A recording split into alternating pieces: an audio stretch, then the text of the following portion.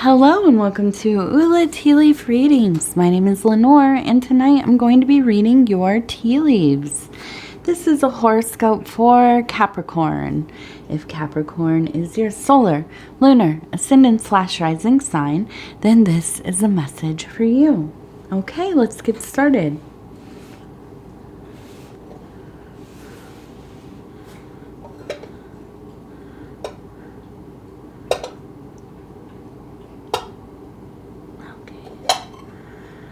Sometimes I try to get it to make that like hollow popping sound.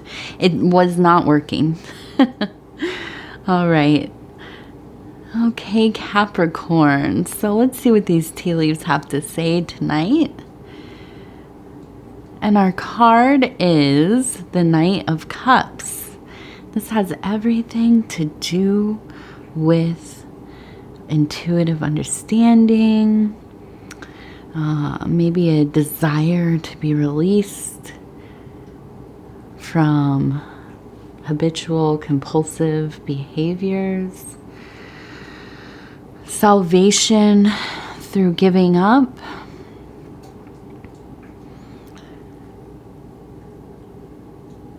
and really just not drowning in your own emotional wants and needs, physical wants and needs. Okay, so where do we start? Well, let's look at the hearts. Okay, we have a heart here, we have a heart here, maybe one right here. I feel like there's a lot of movement towards love, desire, lust. We also have a large flower blooming here, one right here. I feel that there is a sense of just really wanting to be connected with maybe somebody in particular. Maybe it is just the urge to be close.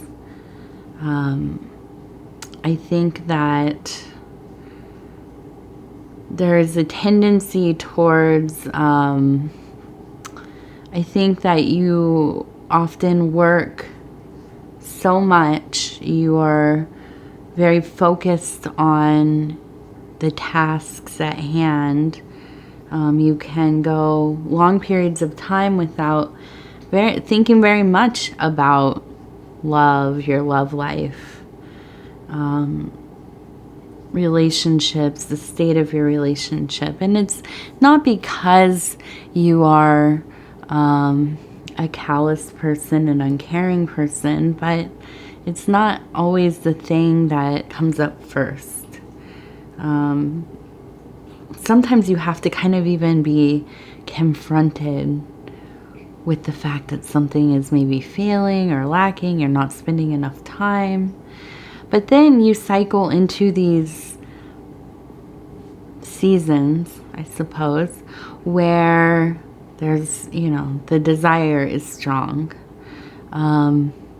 There is quite a focus on love, physical, connecting, coupling.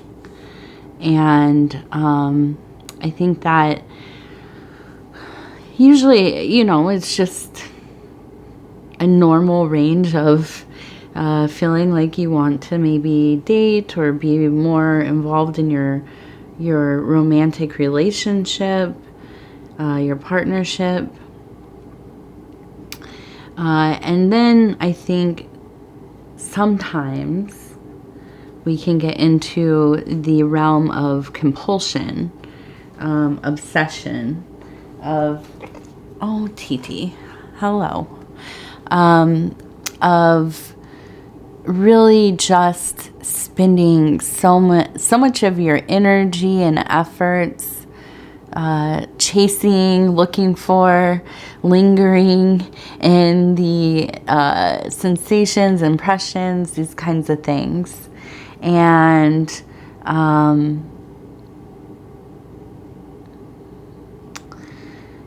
I think that it's established in my mind through these readings that a Capricorn person is usually very thoughtful and sensitive. You know, sometimes I think that people maybe perceive Capricorns or dominant Capricorn placements as being people who are kind of cold, maybe not as, you know, outwardly.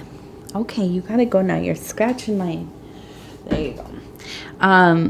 Maybe not as, like, outwardly emotional, empathetic, you know, what else? Well, basically you get what I'm saying. But I think that those things are not true.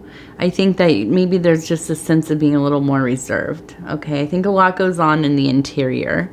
And so when there's kind of this buildup of energy, you know, sometimes prone to behaviors that are, you know, ultimately maybe choosing against yourself. These might be things that, you know, can be heartbreaking for you at the end of the day. Increases the sense of loneliness, never being kind of satisfied. You know, there's not fulfilling. It's always a chase, a chase, a chase. And, you know, even in the moment, it feels, oh, this is good. You know, I enjoy this. I feel noticed, you know, listened to, heard, cared for, you know, somebody is attracted to me, whatever it is, you know, and it's kind of a feeling of it being short-lived. And I think this is what really gets those emotional waters really stirred up, right? I think of that scene in that original cartoon of Alice in Wonderland where she's crying and crying and there's an ocean of tears flooding everything. And I feel like this is, you know, not unlike the feeling of after everything is said and done. These hearts kind of fall apart, you know.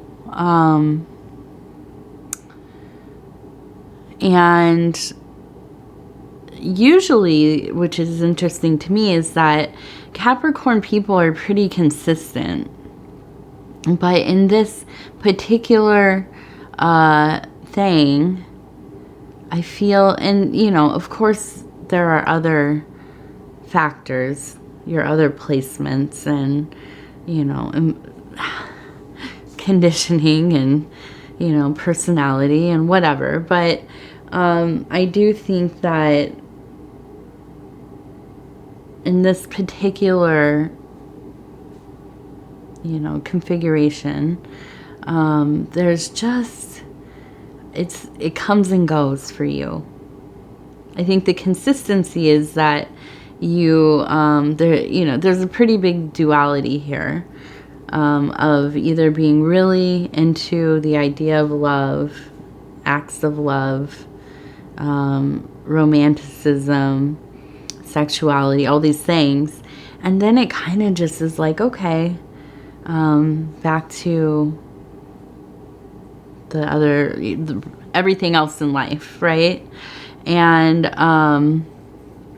so I do see the little kind of sad face here, but you know, I think that here's the thing, is that you're becoming more and more aware of these patterns. Okay, so I think that, and we have this dragon who's in flight, but I feel also, you know, usually I would say the dragon is related to anger, some kind of volatile energy, emotionality coming up. But I think also there is this sense of protecting self, protecting the core. And I think that you are going to have the option as, you know, you go into this next cycle of really, you know, wanting to connect with others or another. And I think that, you know, you're going to step away from that. Maybe really make the intentional decision to go against your desires here. Okay, I think it's definitely a good time for a cleansing cycle for you. I think taking control by giving up your control in decision making. Now, yeah, you make a decision to not go out and can make a series of bad, well, they maybe aren't bad, but decisions that might not serve you well, right? And so I think that, you know, oh, hello again. I think that just really pushing back, taking things slowly in this way, thinking about, you know, when these kinds of feelings come up for you, what are the other expressions that you can make?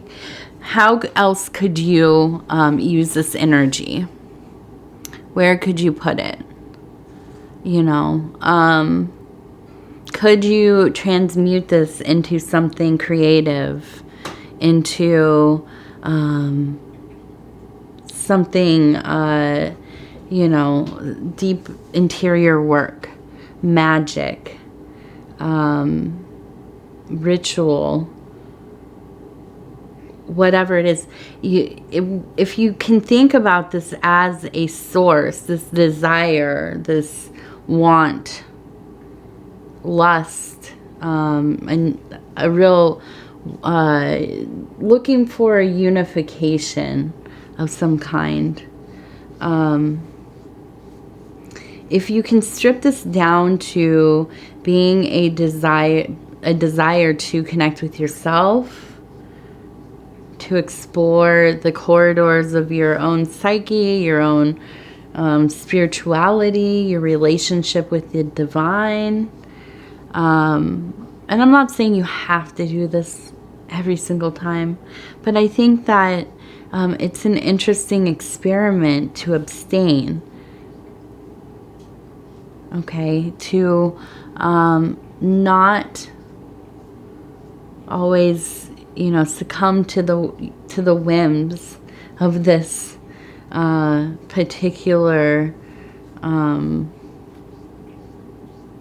you know, sensuality or love, a romantic love.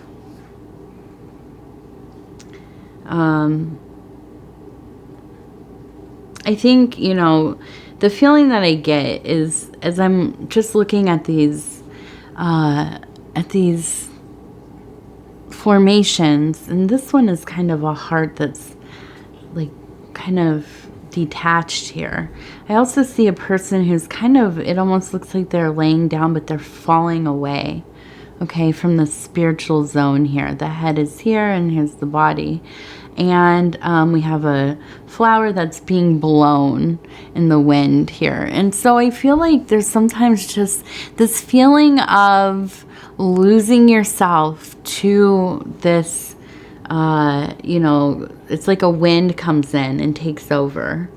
Just totally, you have every interest and intention to kind of, you know, stay on track, to not, you know, lose yourself to this. And when it kind of comes up for you, it is very powerful. It is almost, you know, it becomes everything, right? And then when it's over, you know, I feel like sometimes you feel like you've made no progress for yourself. It's kind of like looking at, you know, the fragments of something that you had hoped for. It hasn't, you know, come together in the way that you had hoped. So, you know, going into this with more intention, putting the energy into something else, seeing what happens with that. You know, I think that, well, a lot, you know, a lot of the mystics, I would say, of most traditions would tell you that these feelings, although also biological, are, you know, a sense of missing our place consciously, kind of married, coupled, unified with the divine. And so,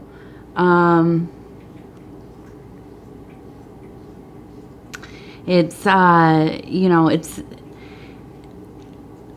can be quite a task, right? To kind of figure out, how am I not going to continue this cycle of things, you know? And I think it can affect, even if you are in a committed relationship, in a marriage,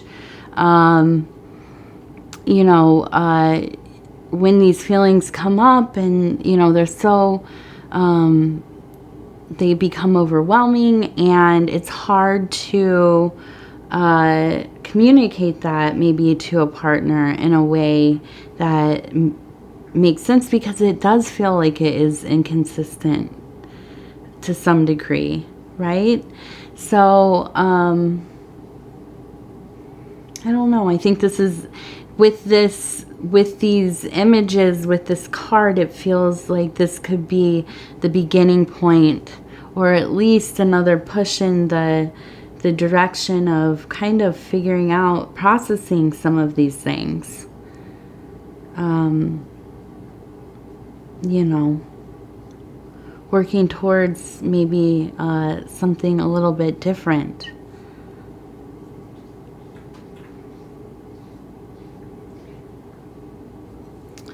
Okay, so we have, I'm looking at,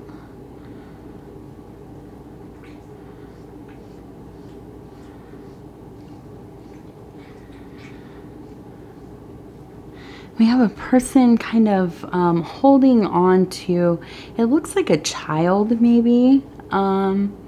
And then up here we have a person kind of holding on to, it looks like some children. It seems like, there seems like a sense of, I feel like almost juggling, like they're just jumping all over these figures here.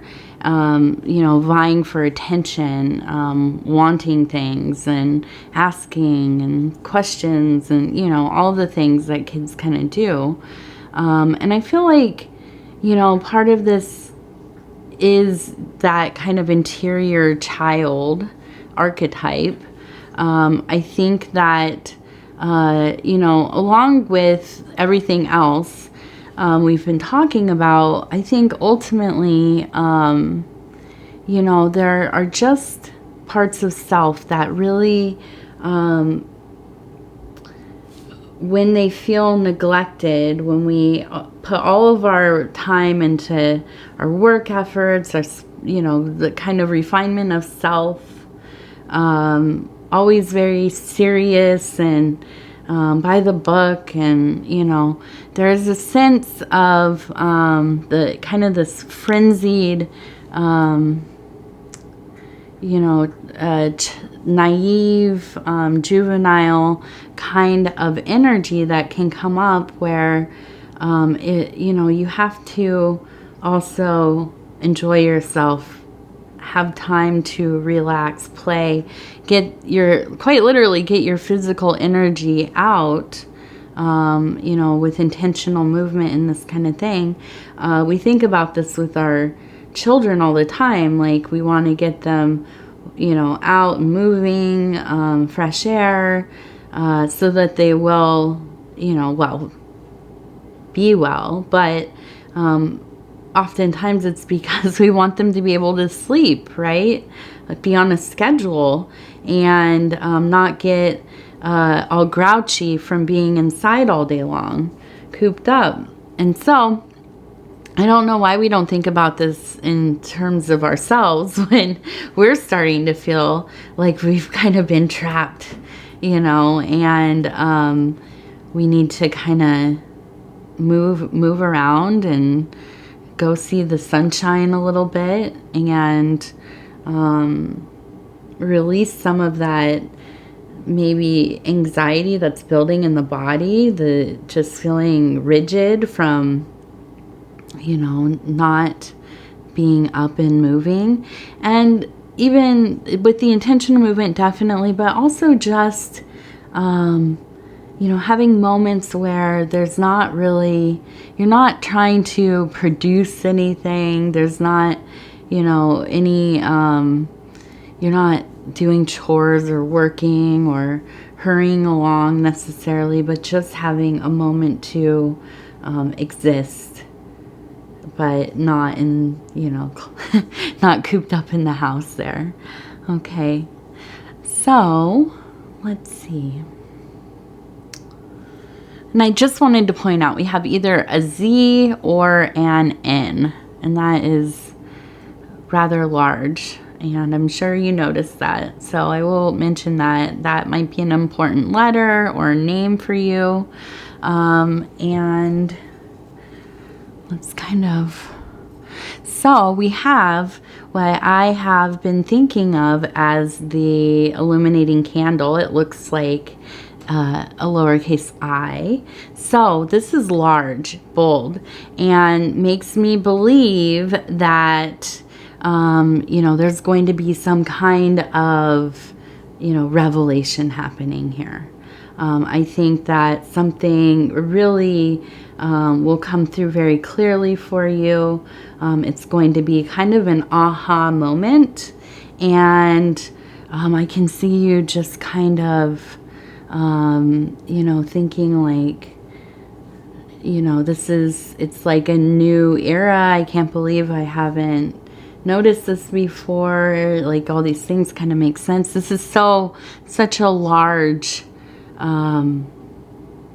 you know, the illuminated candle. So you know, it feels like it's going to be a big one this time, a big download, as they like to call them on the internets there. So,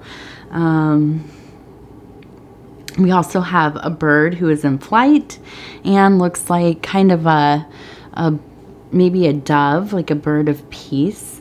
So I think that, you know, through this kind of work and redirecting some of these energies, at least finding new ways to use them when they do arise, I feel like there's going to be a sense of peace on the other side here. You know, just at least the exploration of this kind of more intentional usage, right? So I would like to thank you so much for spending this time with me tonight, Capricorn. It is always such an honor. If you'd be so kind as to like the video, it helps the channel get into the algorithm, and we are growing the channel with each and every one of you subscribing. It really is just amazing to me. We just hit 14K. So thank you to each and every one of you. This channel would be nothing without, or, you know, without you, really. If you haven't subscribed, please think about doing that. You can hit the little bell. It'll let you know when the next videos are coming out. Between now and the next Capricorn reading, you can watch your other placements, your solar, lunar, ascendant / rising. I know people love to do their Venus, and cross-watching is really big. If you don't know what that is, it's when you watch the readings for your loved ones, your children, your maybe spouse, partner, somebody you have a crush on, whatever it is. It's kind of fun to see what's going on in their life as well. Other than that, if you want to leave a comment, I read them all, and they mean so much to me. You know, I think that this is really becoming such a nice community. There are some of you who comment often, and I'm really getting to know you, and I appreciate that. And for those of you who kind of comment more sporadically, I really look forward to yours as well. So I'd love to hear from you. Okay, thank you, and we'll talk again real soon.